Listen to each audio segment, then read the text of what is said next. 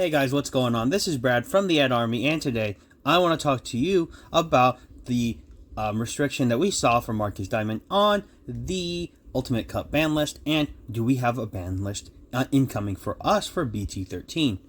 Now, before I get into it, as always, leave a like, comment, and also follow us on our various platforms. That's Instagram, and we are also on Rumble, and pretty much we're just going to get started here and dive into it. So, first and foremost, why was Marcus Diamond put to 1 on the Ultimate Cup ban list? And I'm pretty sure this is for an obvious reason if you haven't kept up with JP format. Shine Greymond's been one of the best decks since, I think, the start of BT13.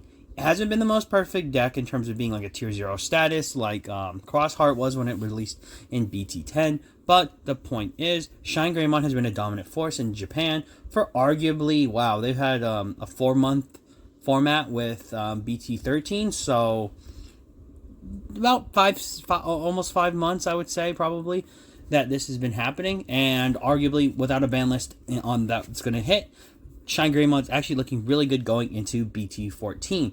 Now, the reason I wanted to bring this up is, will we see a larger touch to Marcus on our actual ban list that we will probably receive sooner than later? I'm assuming right as we get close to BT13 here and BT14's happened for a couple of weeks, we might see an immediate ban list. I wouldn't be surprised if we didn't, just based on the fact that if Shine Greymond obviously shows what to be way too dominant, they're probably going to try to hit it, even though I don't think it's going to really diffuse the issue of a lot of the decks from BT13 still being strong. I just want to talk about maybe what something Bandai would do.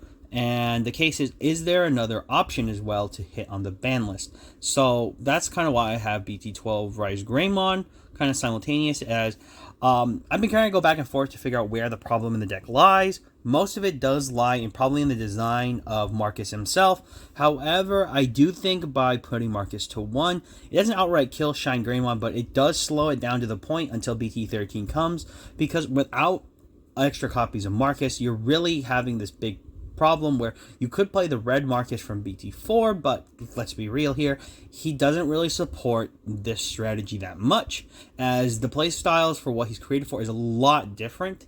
But I digress. The point I want to get across here is, where could we see an alternative hit if they decide to not go after Marcus? Now, I do think that Marcus would probably be the best hit. However, my first choice is going to be BT12's Rise Greymon, based solely on the fact that what it allows you to do is essentially something that X-Antibody Greymon, that's now at the list on the ban list at 1, did in the deck, where it allows you to essentially go into this for free if you're using Marcus's effect. And when you go into it for basically free, because it's not going to, you're not going to pay the cost, you're going to use its effect when digivolving to gain a memory. So basically you're netting an additional memory in that effect. However, it's more of the recovery effect that Rise Greymon gives you. When one of your red or yellow or one of your Marcus is deleted, you can place it on your security stack from the trash. So the reason that I think this card will be hit is that when we receive the BT13 Rise Greymon that has on a similar inheritable, I think it has the same effect as well, we're going to see this issue, I think, where the Marcuses can basically swing in for free with no threat at all. And I think that's kind of where the issue lies, is that if you reduce the ability for Marcus to recover itself to the top of the security, you start to see an advantage that the deck loses, is that it's going to have this ability to not just recover, but more so it allows it to recycle, which it can take advantage of. But at this point, if we eliminate one of the Rise Greymons down, there won't be too much of a loss. And the reason why is that if we were to hit that, it would kind of force people to play Rise Greymon from the EX4, and I honestly don't think that card's too bad. However, I don't see how it synergizes as well with this deck, but I do see that it being a kind of a suitable replacement for if this Rise Greymon were to go to 2, or go to 1 in this case. But what I really want to get across is, which one is more at fault? Personally, I can see the issue with Marcus being the problem. However, I don't see Shine Greymon being as oppressive as people sometimes talk about it. It is extremely strong and extremely consistent, but my thing is oppression is not really what it does. Pretty much, it only would be able to oppress decks that are either too slow, not set up, or you're bricking. Because this deck has one weakness in that unless you have BT12 Shine out, you're not really doing as many checks as normal. It's almost like a slow poking, prodding game until you're ready to finish it. And then once BT13 comes out, this deck doesn't really OTK you. It just morally advantages you down and then takes advantage of Marcus to get the rapid Evo up, so that can finish the game in an easier sense with like burst mode, or even just swinging in with Shine and the other Marcuses you have. So that's kind of one of the things I want to talk about. I do think that Marcus will probably go to 1. And so for all the people that are getting ready to play Shine, if you hear this or see this, yeah, sorry, I'm pretty sure they're going to hit him first. Because we did see this actually with our last Ultimate Cup ban list, where Grand Quagga and different cards were honestly hit, but we didn't have to deal with that in our normal format. But then our normal format got hit, and we're just like, okay, well, we lost these cards. And then that really didn't affect us too much because we had already, played through those formats. But I do think we might be seeing a ban list for us in that capacity. Would I think Bandai not do it? Personally, I don't see why they wouldn't. I can see that this being an issue, and they're probably like, well, we'll give them a different format. So we'd play in a different format here in other territories outside of JP. But the point of it is, if we get that, it's going to suck. But at the same time, we'll just have to deal with it.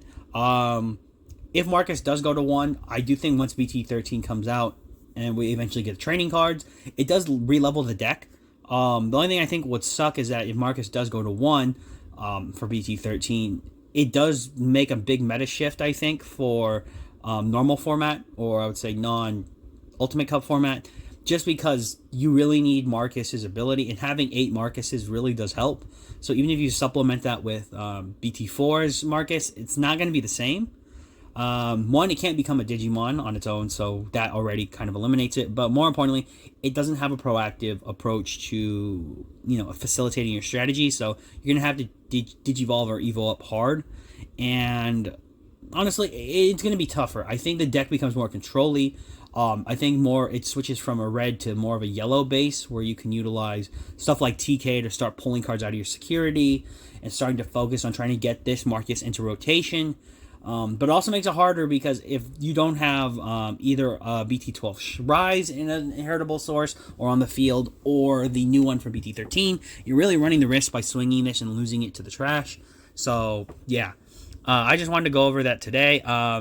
It's something that's been coming up because I've been planning on building this deck, and I know a lot of people that I talked to were kind of mad with the Ultimate Cup hit already, due to the fact that I know some people were really wanting to play, basically Shine for Ultimate Cup and in regionals. So yeah, they weren't too happy with it, and I can understand why. A lot of people shelled out money for their yellow base and to play Ruin mode. So I just wanted to go over that today. I think it's something we can talk about, but also to prepare for.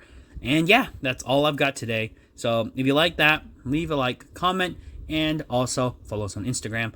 I'm signing off, and for all of you out there, to sign on.